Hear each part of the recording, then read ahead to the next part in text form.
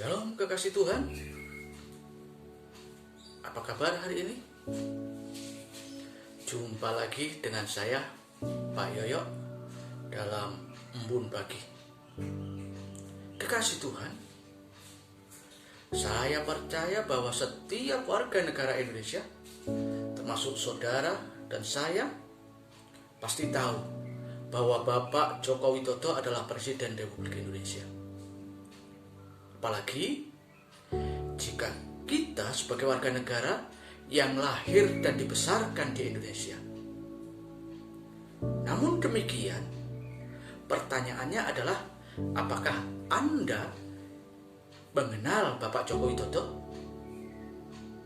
Saudaraku, tentunya tidak semua warga negara Indonesia mengenal Bapak Widodo secara pribadi, kecuali mereka yang memang bergaul karib dengan beliau, termasuk keluarga presiden sendiri.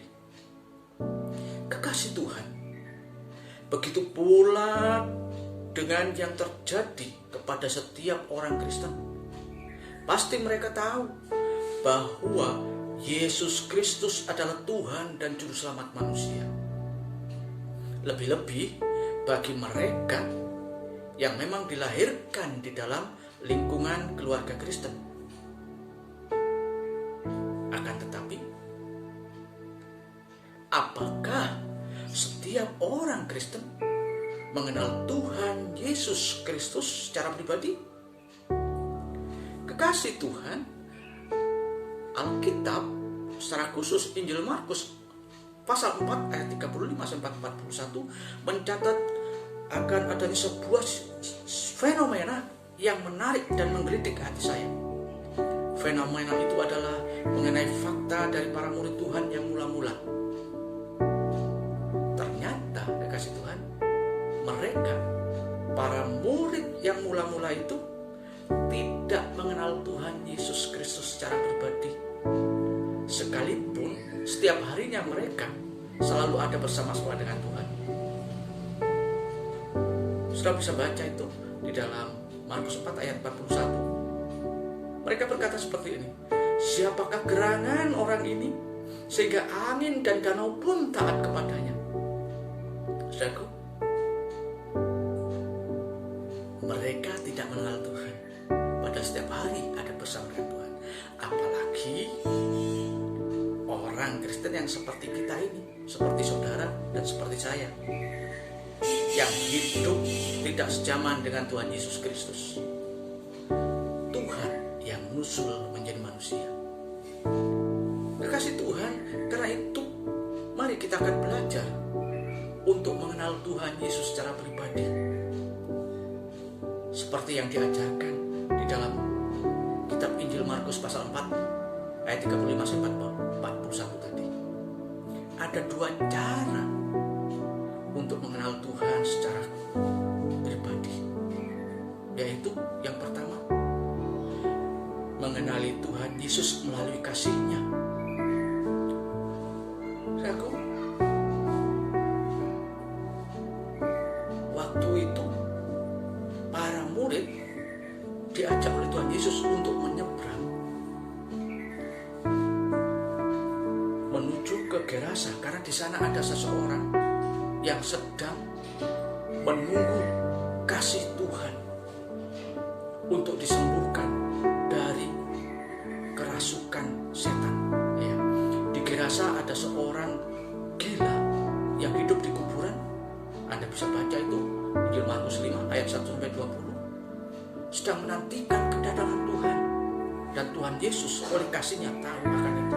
Itu sebabnya Tuhan mengajak para murid untuk menyeberangi. Kenali Tuhan melalui kasih-Nya. Yohanes 3 ayat 16 dikatakan, karena begitu besar kasih Allah akan dunia ini, sehingga Ia mengaruniakan anaknya yang tunggal, supaya setiap orang yang percaya kepadanya tidak binasa, melainkan beroleh hidup yang kekal. Yesus Kristus adalah representasi kasih Allah yang menginginkan setiap orang supaya diselamatkan.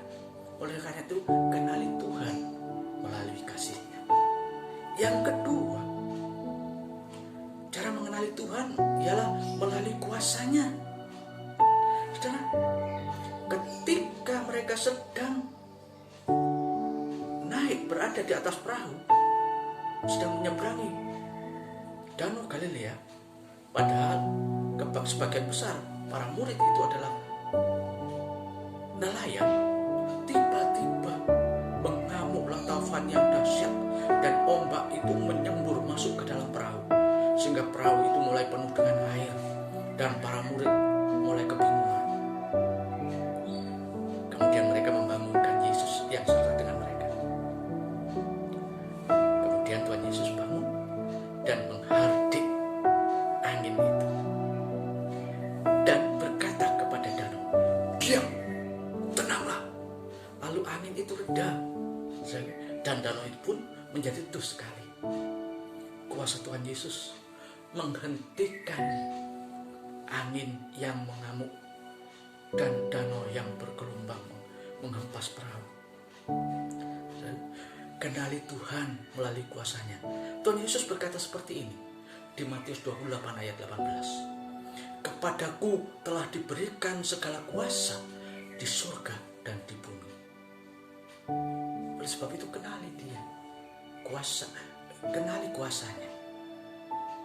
Kekasih Tuhan, ada dua cara untuk mengenali Tuhan, yaitu melalui kasih-Nya dan melalui kuasanya. Kekasih Tuhan, ketika kita mengenal Tuhan dengan baik, maka kita tidak akan salah alamat kepada siapakah akan meminta pertolongan. Bahkan kita tidak akan meninggalkan Tuhan untuk kemudian mengikuti ilah lain atau sesembahan lain yang bukan Tuhan. Haleluya. Akhirnya saudaraku, salam sehat dan tetap semangat. Jangan lupa terus patuhi protokol kesehatan. Tuhan Yesus memberkati. Shalom.